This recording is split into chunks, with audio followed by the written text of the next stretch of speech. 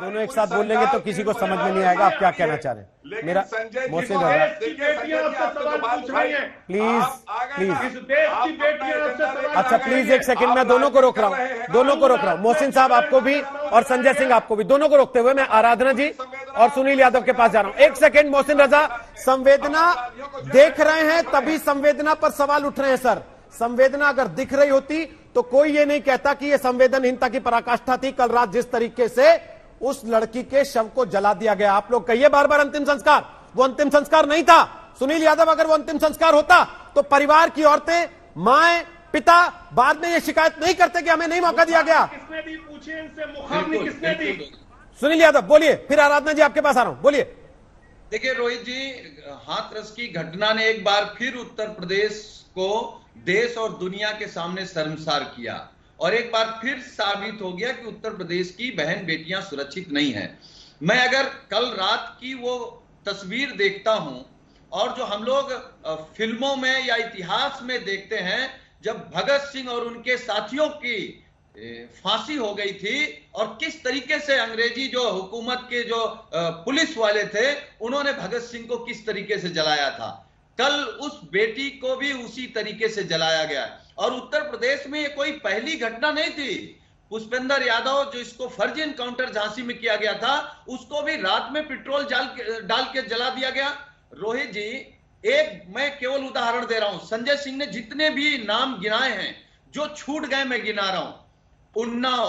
उन्नाव में बलात्कारियों के साथ योगी सरकार खड़ी रही, बेटी के साथ नहीं खड़ी हुई। उन्नाव में एक बेटी को जिंदा जला दिया गया, सरकार उन जलाने वालों के साथ खड़ी रही, बेटी के साथ नहीं खड़ी रही। शाहजहांपुर में सरकार चिन्मयानंद के साथ खड़ी रही, उस बेटी के साथ नहीं खड़ी रही। और हाथरस में इन 4 दरिंदों के साथ सरकार खड़ी रही, लेकिन उस बेटी के साथ नहीं। माननीय मंत्री जी कह रहे हैं मिनट टू मिनट जान रहे थे।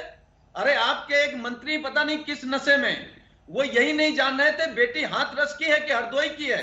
और आप माननीय मुख्यमंत्री को कितना संवेदनशील मानते हैं? यूपी की बदकिस्मती है। प्रधानमंत्री जी ने फोन सुनील यादव, तब उनको याद आई बेटी की, तब एसआईटी की जांच। सुनील यादव, कितनी एसआईटी कराओगे? सुनील यादव, ये माननीय मंत्री जी से सुनील यादव, रोहित जी, उत्तर प्रदेश में इस समय कितनी एसआईटी चल रही है? सुनील यादव, क्या ये उत्तर प्रदेश की बदकिस्मती है? को बचा रहे हैं आप? क्या ये उत्तर प्रदेश की बदकिस्मती है सुनील यादव कि जिसकी भी सरकार आती है उसका रवैया ऐसा हो जाता है कि लड़के हैं, लड़कों से गलती हो जाती है? या फिर पत्रकार सवाल पूछे तो मुख्यमंत्री कह देता है तुम्हारे साथ तो नहीं हुआ ना रेप, कम से कम तुम्हें तो किसी ने नहीं छेड़ा ना? भाई चल रहा आप भी। मुझे लगता है कि अगर कोई भी बात इस तरीके की आई होगी तो पब्लिक नहीं माफ करती है।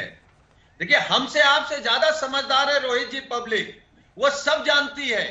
और ये दिन देखने के लिए तो कम से कम मैं आपसे भी कह सकता हूं, आपने भी ये उम्मीद नहीं की होगी कि उत्तर प्रदेश में ये दुर्दशा है, और खास तौर से दलित और पिछड़ों की, कि आप सुनेंगे नहीं। मतलब गैंग रेप भी होगा, जीप भी काट दी जाएगी, रीढ़ भी तोड़ दी जाएगी, और रात में आनंद फानंद पेट्रोल और डीजल डाल के जला दिया जाएगा, और बाद में कहा जाए कि ये संस्कार। चलिए, आपने कम से कम इस बात को स्वीकार किया कि जनता ने आपको उसकी सजा दी जो कारनामे आपने सरकार ने किए थे। अब मैं जरा कांग्रेस की नेता आराधना जी के पास जा रहा हूं। संस्कार के बारे में ठीक है, कोई जानकारी रखते हैं? Okay Aradhana Tiwari ji please. आराधना जी बोलिए अपनी बात। आराधना जी बोलिए अपनी बात। सुधीन भदौरिया भी आ गए, ममता काले भी, और बनर्जी साहब भी। बोलिए आराधना जी।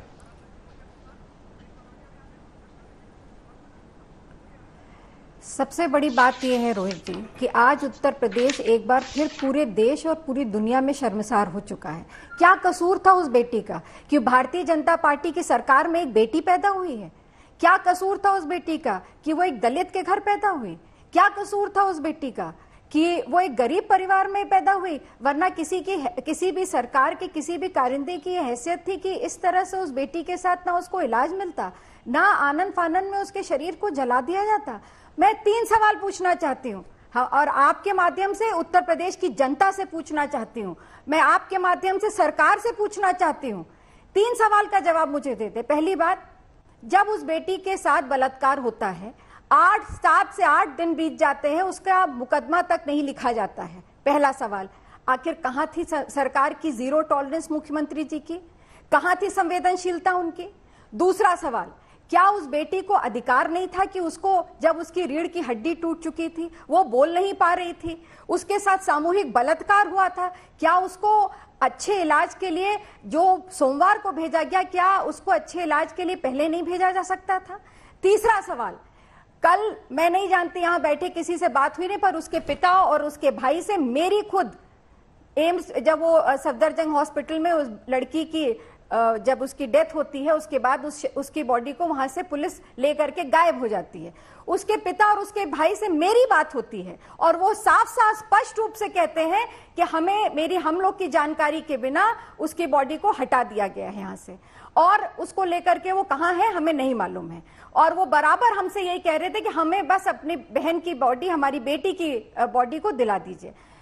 एक अंतिम सवाल है, हिंदू धर्म में रात में सूर्यास्त के बाद ये हिंदुत्व के ठेकेदार बनते हैं ना, मैं पूछना चाहती हूं, हिंदू धर्म में क्या सूर्यास्त के बाद अंतिम संस्कार करना वर्जित है? नहीं, ये इन्हें नहीं मालूम। नमस्कार, मैं हूं अंजना ओम कश्यप। हमें उम्मीद है ये वीडियो आपको पसंद आया होगा।